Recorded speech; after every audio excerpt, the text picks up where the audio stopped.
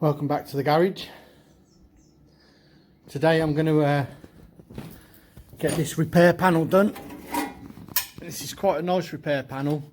I don't know whose it is. The label's gone off of it. I bought it second hand, but it's thick metal. It's not a bad shape, and it's much better than the other one that I had. Just a pile of crap. But I worked out my hinge height and leveled off the metal, and now just a case of getting that welded into there, and that's going to take care of all the rusty crap. It's also going to give me a location point for the bottom hinge, and on this particular car the bottom hinge is I'm measuring it from the swage line to the top hinge, and then from the swage line to the bottom hinge to get it the same as the other side. So I know my measurements.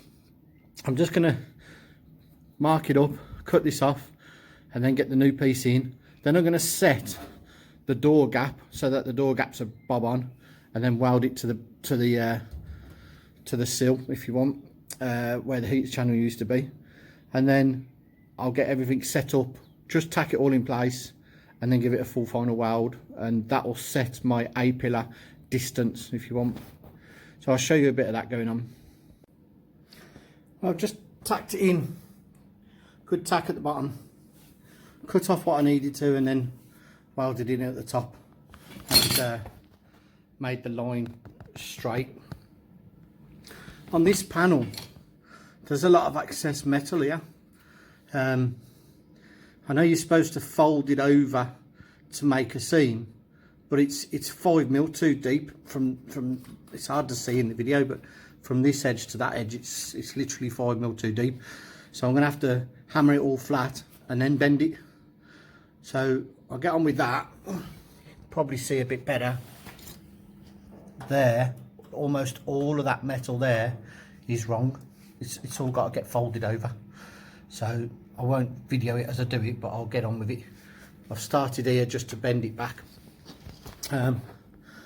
Once this door repairs in, and then I can mount the door.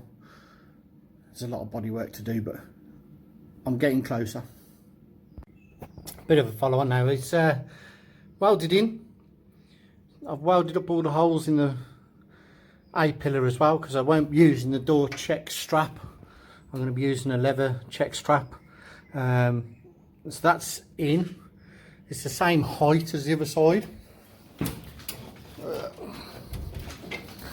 can get the door to close for you.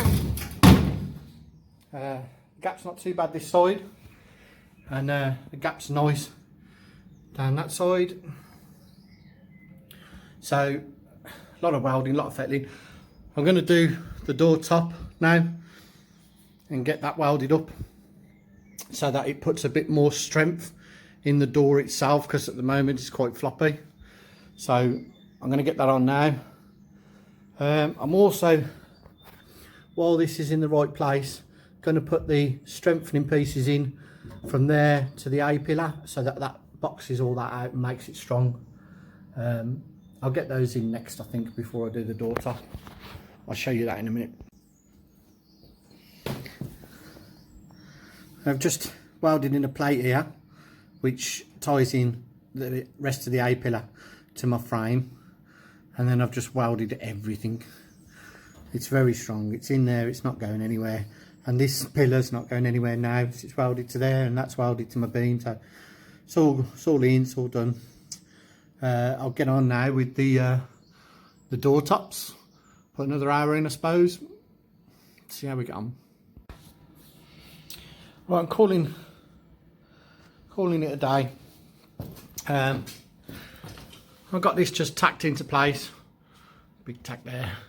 Tacked into place at the top, and then at the side over there I have chopped a tiny bit too much off of there, but that's going to take a bit of filling, but we'll get round to that. And there's a little bit of pie slicing to do to get that the same width.